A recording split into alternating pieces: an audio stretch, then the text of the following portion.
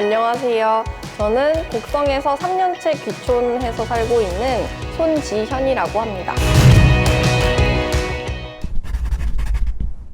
매년 이 나라 저 나라를 여행하면서 방랑자로 살았던 것 같아요. 서울에서 주로 살았었는데 처음에는 어딘가를 떠나고 싶다라는 생각을 해서 그곳으로 가고 싶다라는 생각을 많이 했는데 지금 돌아서 생각을 해보면 서울이란 곳을 벗어나고 싶다라는 마음으로 끊임없이 다른 곳을 여행한 게 아닌가라는 생각을 하고 있습니다.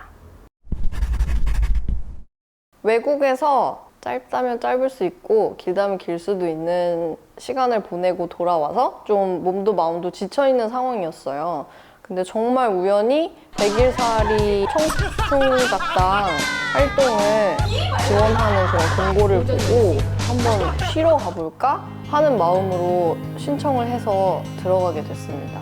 처음에는 곡성이란 곳도 잘 몰랐고 특별한 기대도 별로 없었고 한국 내에서는 다른 지역에 여행을 진득이 해본 기억이 없더라고요. 그래서 한번 좀 새로운 지역에서 있어볼까? 한국 안에서 있어볼까? 라는 생각에 쉬자 하는 마음으로 가게 됐던 것 같습니다.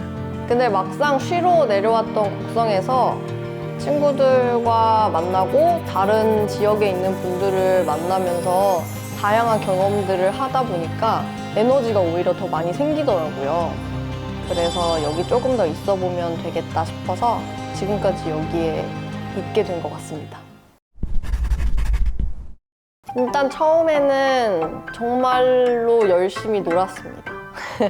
그래서 친구들이랑 같이 청춘작당 했던 남아있는 친구 몇몇과 함께 곡성군에서 지원하고 있는 청년 쉐어하우스에 들어가서 다 같이 공동 생활을 했어요. 뭐 일반적인 카페에서의 알바라던가 그런 기본적인 것들도 해본 적이 있지만 보통은 친구들이 하고 있는 프로젝트와 같이 연계를 해서 놀듯이 일도 했었던 것 같아요. 아이들 교육을 위한 영상에 출연한 리포터라던가 아니면 아나운서라던가 촬영하고 있는 스텝 보조라던가 뭐 카메오라던가 이런 식으로 굉장히 친구들 일을 돕는 듯한 재밌는 일들을 했었고요. 그리고 곡성 안에 있는 주민 여행사에서 여행 프로그램 기획하거나 같이 진행하는 일 하면서 이것저것 주민들 만나면서 다양한 경험을 했었던 것 같습니다.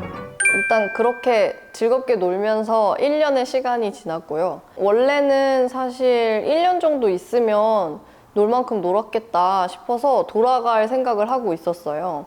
근데 막상 또 1년이 지나고 보니 조금 더 재밌는 일을 여기서 더 할 수도 있겠다라는 생각이 들기 시작했고 그러면 이제는 단기적인 일이 아니라 뭔가 장기적으로 내가 여기 안정적이게 있을 수 있는 방법이 무엇일까를 찾던 중에 제로 웨이스트 숍을 저는 열고 싶은 마음이 있었어요. 친환경적인 공간을 만들어 볼까? 라고 고민을 하고 있던 차에 여기 함께 활동하고 계셨던 지역 주민들 중 몇몇 분이 같이 그걸 계획을 하고 계시다는 걸 듣고 제가 합류를 해서 공간을 열게 되었습니다. 우선 마을살이 연구소는 제로웨이스트 생활소품들을 판매하거나 아니면 지역 내에서 활동 중이신 기업체들의 그런 물품들을 같이 소개하면서 판매하는 그런 일을 했어요. 그리고 동시에 저희는 지역 주민들을 위한 자치 교육 프로그램이라던가 곡성 주민들을 위한 다양한 문화 활동들, 교육 프로그램들을 기획하고 운영을 하면서 다양한 사람들을 만났습니다. 마을살이 연구소에서 일을 하고 있는 중간중간 우연찮게 트리 클라이밍 수업이라는 걸 들어봤었습니다. 재월섬에서 새로운 무슨 레포츠 활동 같은 게 있다고 해서 친구들과 그냥 아무 생각 없이 한번 일회성으로 체험을 해볼까? 자격증 과정도 있다고 하는데 한번 해볼까? 라고 해서 참여를 한 게 트리 클라이밍이었고요. 막상 수업을 하고 나니까 그냥 단순한 레저 스포츠가 아니라 나무와 숲과 자연과 교감하면서 내가 함께 공존할 수 있는 방법에 대해서 찾고 있는 수목 관리와 연결된 기술이더라고요. 순간 원래 자연적인 가치에 큰 중점을 두고 있던 사람으로서 마음이 많이 동했고, 동시에 그런 인턴십 프로그램을 같이 진행을 하셔서 약 1년 동안 전문가 과정을 이수를 하고 인턴십 과정을 거쳐서 곡성에서 활동하고 있는 시소라는 트리클라이밍 수목 관리 업체와 연이 닿아서 결국 올해 입사를 해서 일을 하고 있습니다. 곡성 내에서는 지금 초등학생 친구들이 교과 과정과 연계를 해서 트리클라이밍 수업을 주기적으로 듣고 있어요. 그리고 그거 외에도 전문가 과정들이 계속 열리고 있고요. 아니면 일반인들, 군내, 군배 가족들을 위한 트리클라이밍 수업들이 주기적으로 많이 열리고 있습니다. 그래서 그 부분들을 제가 전반적으로 관리를 하면서 진행을 하고 있고요. 전체 기획도 맡아서 행사 진행하는 것도 돕고 있습니다. 곡성에 있으면서 저를 가장 설레게 했던 일들 중 하나는 정말 다양한 직업군, 다양한 곳에서의 사람들을 만날 수 있었던 점이었던 것 같습니다.